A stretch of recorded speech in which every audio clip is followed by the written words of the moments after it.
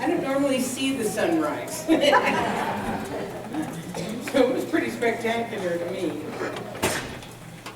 So several months ago, the Board of Trustees was having a meeting, and we were discussing the center, and we were discussing the different ways that we could reach more people with this wonderful teaching of ours. Now, when I say reach more people, I don't mean converting people, because that's not what we're about at all. But rather reaching people by teaching them about unity, about oneness, and how to use the power of their minds to co-create the life that they want. Because by using our minds to co-create the lives that we want, we're helping make the world a better place. If you really think about it, imagine a world where everybody understood the power of their minds to create. That everybody understood that we were unified, that everybody understood that we were one. Oh, it makes me choke up just thinking about it. We would truly be living in a world that works for everyone. Because everyone would be doing what they came here to do, and they would be living the life that they were meant to live. I feel like having Amy sing Imagine right now. Imagine that world. Maybe later. So anyway, we're having this discussion at the board meeting, right? And we realized that we as an organization, as a spiritual community, don't actually have a vision and a mission. And our teaching is all about vision. It's all about having something to aspire to grow into, to have as a beacon. In fact, our founder, Ernest Holmes, calls it the mental equivalent. He says mental equivalent. Having a subjective, that means internal, having a subjective idea of the desired experience. As we bring ourselves to a greater vision than the range of our present concept, we can then induce a greater concept and thereby demonstrate more in our experience. You know what? That's a really great quote. Look it up somewhere. I could spend a whole lot of time on that, but I'm not going to. Because the truth is, and this is our teaching, that we will see it out here in our world of experience when we have first seen it in here, in our minds, in our hearts, in our belief systems. Now, I want to be very clear, however, that just because we at the center did not have a vision and a mission doesn't mean that we were leading the center with no guidance at all. Not at all. Since I've been here, the leadership has gotten together. This was about 2 summers ago. Reverend Marjorie actually facilitated this, and we created those wonderful guiding principles that we repeat every week. And last December, we spent a weekend with Dr. Kathy Hearn in the co-creation process and developed the beautiful covenant prayer that we use. So it's not like we've just been blundering along. I mean, we do have guidelines that we've been going with. It's just that we realized that we didn't have a vision that everybody in the community could easily and enthusiastically get on board with. They could repeat it. So what is your center about? Well, my center's vision is blah. Something easy and not blah. It's not blah, trust me. We realized that we didn't have an overarching vision that serves as a shining example for what the ideal could be, for who we are and what we stand for. It reminds me of the biblical quote, "Without vision, the people perish." And of course, that doesn't mean that we are going to die as a spiritual community if we don't have a vision. My way of interpreting it instead is as we come together for a common idea, we thrive. Does that make more sense? Yeah? Can I get an amen? Are you guys out there? Yeah, okay, good. So what we realized at the board level was that at this point in the center's life, incarnation, it was important for us because we really feel like we're standing at the precipice of something really, really grand, something really, really wonderful. Not only here in Calgary, but in the world sound like we're right there. So it's important for us to have a vision and a mission. But before I tell you what it is, I want to tell you a little bit about the process that we went through so that you know that it wasn't just this haphazard, let's just get it done, let's get some words down on paper type of a thing. It was a thoughtful and inspired, collaborative effort. And it included all of the board members, all of the practitioners, the Fun Day School leaders, Ethel, Reverend Marjorie, and me. We were about 16, 17, 18 people. So a week before the gathering that we were going to have, the facilitator, a wonderful gal named Chris Jensen, I hope you have a chance to meet her sometime, she sent out to all the participants a list of questions. And she asked us to ponder the questions, and if we were so moved, to jot a few things down. So I wanted to share with you what the questions were. Why does the Calvary Center for Spiritual Living exist? What are the Calvary Center's aspirations for the future? What inspires and motivates us? What is the preferred future of the Calvary Center? Is it simply a logical extension of today, or is it bursting out of the box and moving in new directions? What does the Calvary Center do? For whom does the Calvary Center do it? And what benefit comes from the work of the Calvary Center? Pretty thought-provoking, wouldn't you say?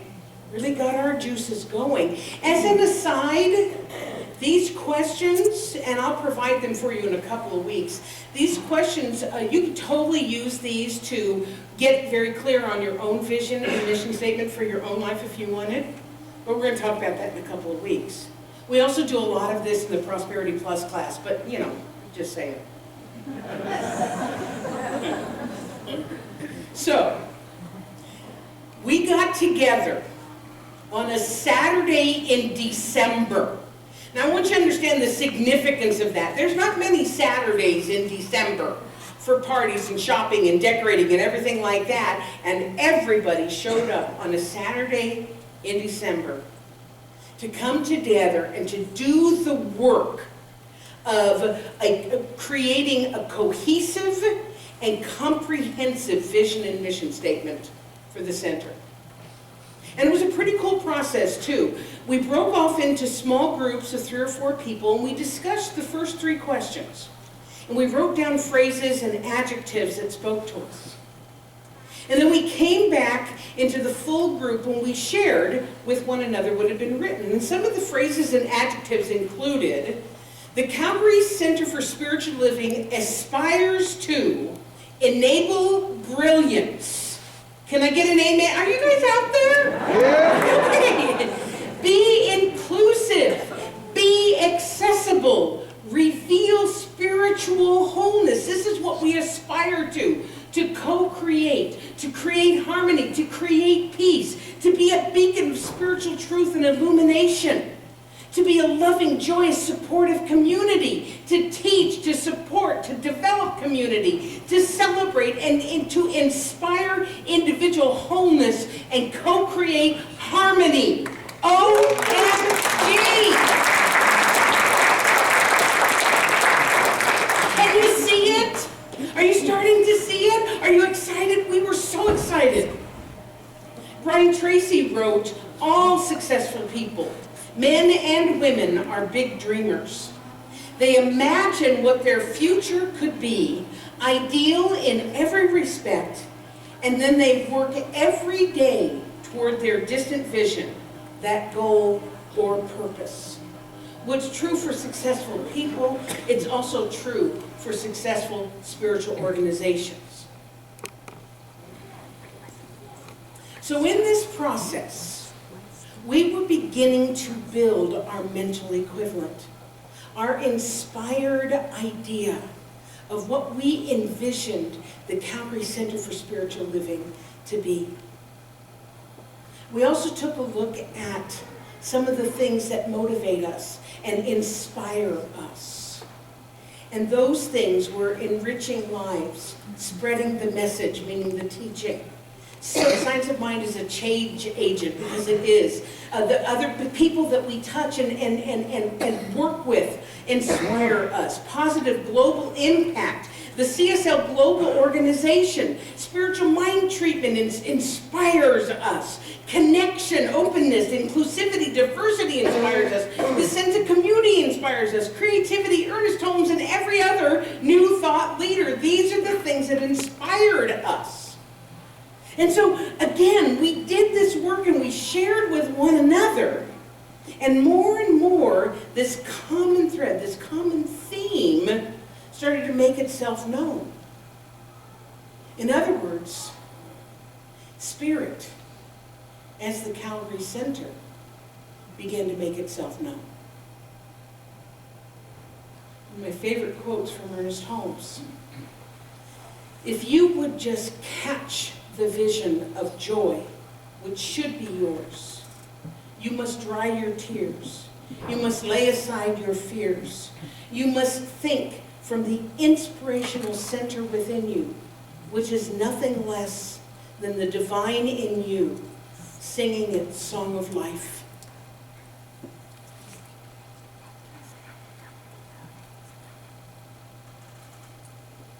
So after this process, we began the work of sifting through all this information and all this inspiring stuff, because our goal and our task was to come up with a vision that expressed everything, that was easy to remember, and satisfied everybody. That was no small task, trust me. So as we distilled through the information, frankly, not everything made the cut. I know that I suggested a couple of things that I thought were absolute gems that ended up on the cutting floor. You know? So we ran the risk of someone being super attached to their idea and their phrase and their word, right? Because after all, we had done all this spiritual work and we'd really tapped into our inner voice, into our higher self, into our divine wisdom, and we'd come up with these things that inspired us. But what happened, I loved the process, was this beautiful collaborative exercise in releasing and letting go of attachment and trusting that what was created was perfect and right. And I believe that it is. But before I share it with you, a few other things that I want to talk about. Because not only did we create a vision statement, we also co-created a mission statement. And they almost always go together, vision and mission, right? Anybody who's been in any sort of strategic planning or anything like that knows vision and mission go together. And I have to admit, I didn't completely understand the difference between the two until I did this process. And the way that I understand it, and I think I've got it right, is that the vision is intended to be just that, an ideal, something to aspire to. It's designed to be uplifting and inspiring. It's also designed to be timeless, so that even if our strategy changes, the vision will more than likely stay the same. The mission is more about why we exist as an organization. It's intended to articulate our purpose, both for those in our community and also the community at large. So again, we returned to the questions that we had been provided by our facilitator and looked at them. And one of the questions was, what good does the Calvary Center do? What promotes involvement, inspiration, inclusivity, promotes a spiritual home, provides a spiritual environment and practical tools, celebrates spiritual truth, supports self-realization, builds global trust, shares the message of our divine perfection. Would you agree? That's what we do? Okay. One of the other questions, for whom does the Calvary Center do it? The basic answer is everybody. We are here to serve everybody, starting with ourselves. We're here to serve the individual and the community and humanity as a whole. And finally, the question we looked at was, what benefit comes from the work of the Calvary Center? Happier, healthier, more prosperous lives. Self-empowerment and self-realization. Creating a world that works for everyone. Living our passion and growth of spiritual community. Living our passion and growth of spiritual community. Expanded consciousness. Personal growth and connection. A shift in perspective. How many of you have had a shift in your life perspective since you've been coming to the center? Yeah, you betcha. Recognition of your worth and your power, your internal power. Opportunity to be in service. And what other benefit comes from? I know who put this in there. Yummy things. Lots of yummy things that we're not even talking about here. Living life more fully. Can you see it? Yes. Can you see it? Is it becoming clearer? Are you excited? Yeah. I'm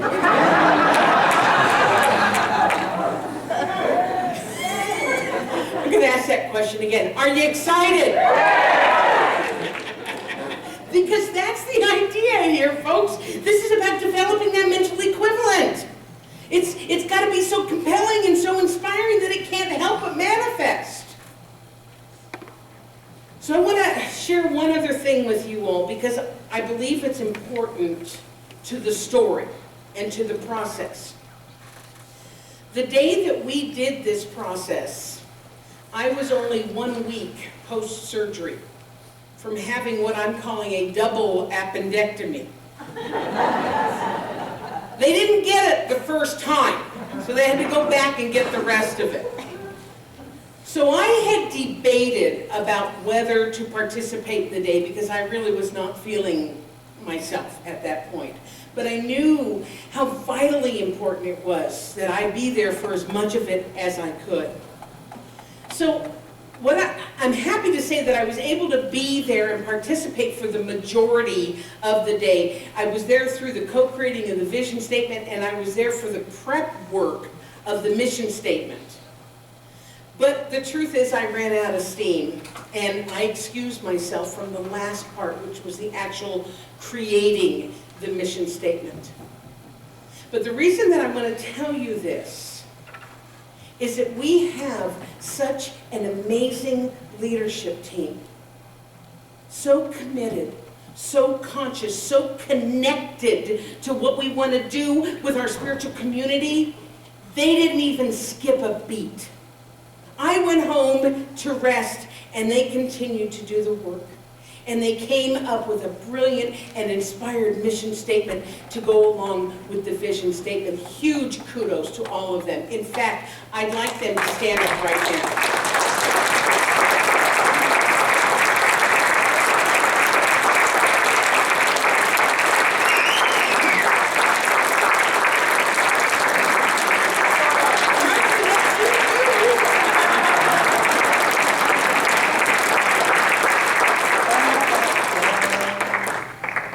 So now are you ready? For all of that buildup, are you ready now to learn what the vision and the mission statement are for the Calvary Center for Spiritual Living? Here's the vision statement. The Calvary Center for Spiritual Living is a beacon of spiritual illumination that inspires individuals to reveal their wholeness, co-creating a world that works for everyone.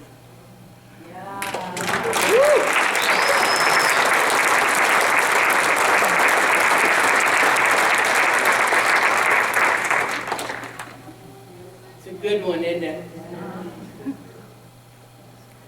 And then our mission statement. The Calvary Center for Spiritual Living makes accessible a way of living and thinking that reveals one's spiritual magnificence and personal power. We co-create an inclusive community that fosters an expansion of consciousness.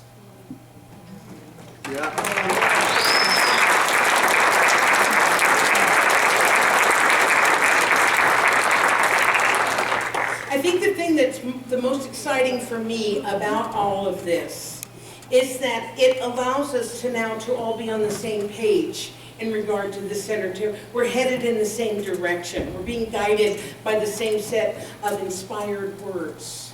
And this is not just something pretty to look at, although I have to tell you, is that the coolest picture or what? Yeah, I was really, really happy with that picture.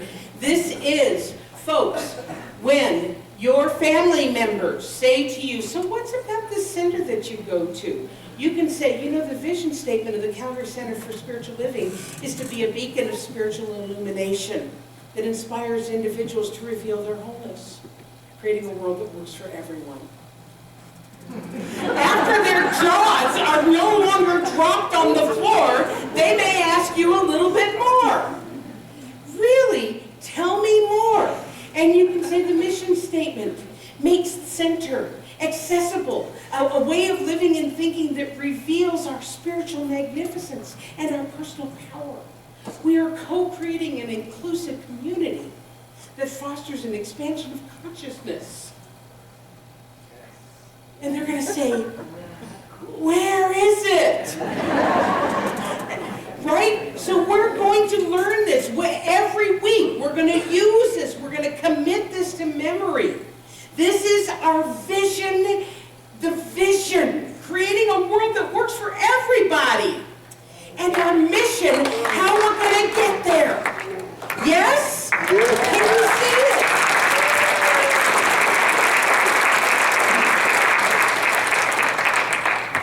So I'm so on fire with this right now that we're going to actually continue our discussion next week about vision. And we're going to talk about the vision and mission statements for the Centers for Spiritual Living, which is our parent organization. Because centers all over the world right now are sharing a common thing called the global vision. So next week we're going to take it a little bit bigger. And we're going to talk about the global vision for Centers for Spiritual Living. And then the following week, because I'm so fired up about this, we're going to take it down to a personal level. We're going to talk about creating vision and mission statements for our own lives, which is something I've never done. So will you guys join me in that? That'll be in just a couple of weeks.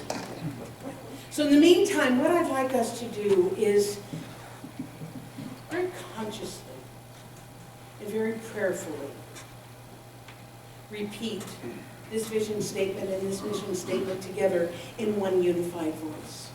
So you ready for that? We don't have to say vision statement and mission statement. We can just say the words. Here we go.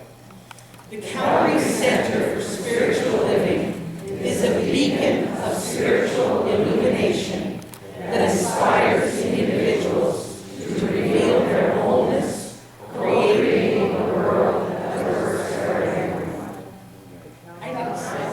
Wait. I want to sit with it. In fact, I want to say it again. Please indulge me, because I was tripping all over my words, and I really want to feel it. Will you guys indulge me again? Okay, let's do it again.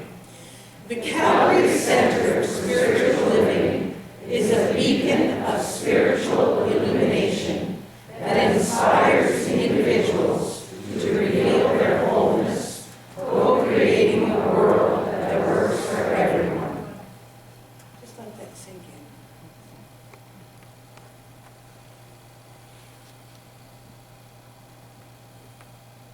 And now, the Calvary Center for Spiritual Living makes accessible a way of living and thinking that reveals one's spiritual magnificence and personal power.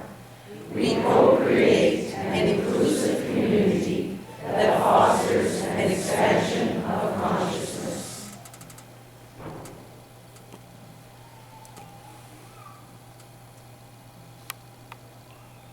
Can you see it? Do you feel it? Yeah. Me too. And so it is. So is our band here? I didn't see it. Oh, yeah.